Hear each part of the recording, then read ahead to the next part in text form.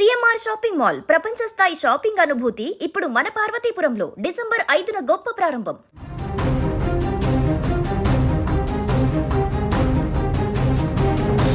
పల్నాడు జిల్లాలో ఘోర రోడ్డు ప్రమాదం చోటు చేసుకుంది. ఈ ప్రమాదంలో ఒకరు కాదు ఇద్దరు కాదు 5గురు మృతి చెందారు.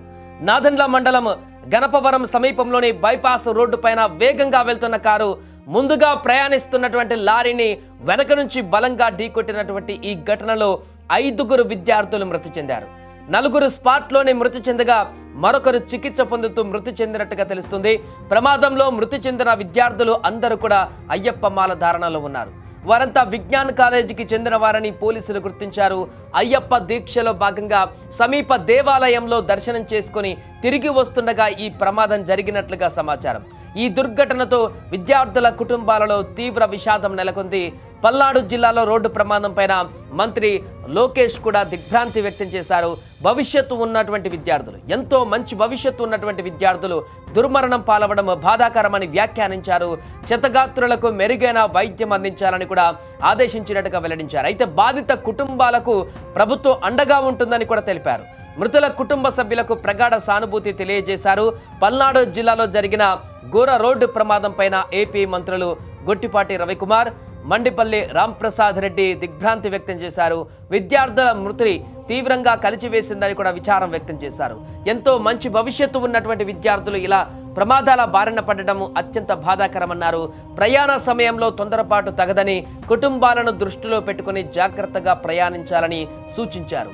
గాయపడిన వారికి మెరుగైన వైద్యం అందించాలని అధికారులను ఆదేశించారు.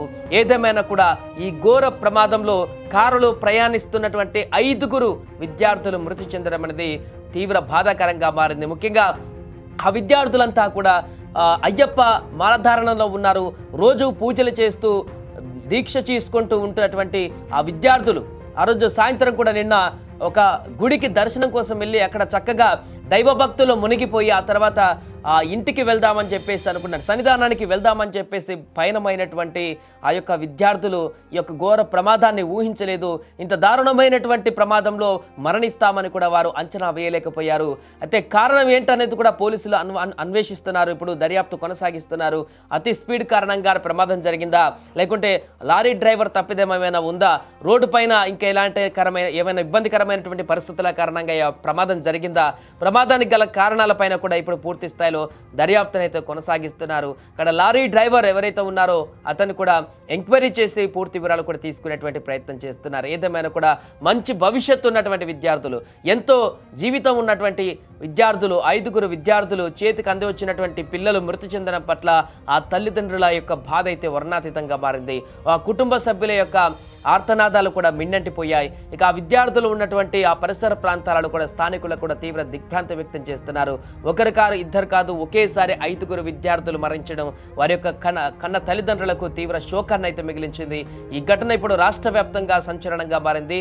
ఆ విద్యార్థులు ఈ రకంగా దుర్మరణం పాలు కావడం అనేది ఆ యొక్క కళాశాలకు సంబంధించినటువంటి తన ఫ్రెండ్స్, స్నేహితులు, కళాశాల యాజమాన్యం అంతా కూడా ఒకసారిగా షాక్కి గురైంది.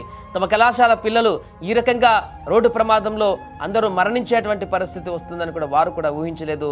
ఇలాంటి ప్రమాదాలు గతంలో అనేకం జరుగుతున్నాయి. రోడ్డు ప్రమాదాలు రోజు నిత్యం ఏదో ఒక ప్రాంతంలో జరుగుతూనే ఉన్నాయి. కానీ ఈరోజు అయ్యప్ప మాలధారణలో ఉన్నటువంటి విద్యార్థులు కారులో ప్రయాణిస్తుండగా జరిగినటువంటి ఈ పెను విపత్తులో అయితే 5గురు అక్కడే చనిపోవడం అనేది ఒక్కసారిగా తీవ్ర ఆందోళనకరంగా మారింది.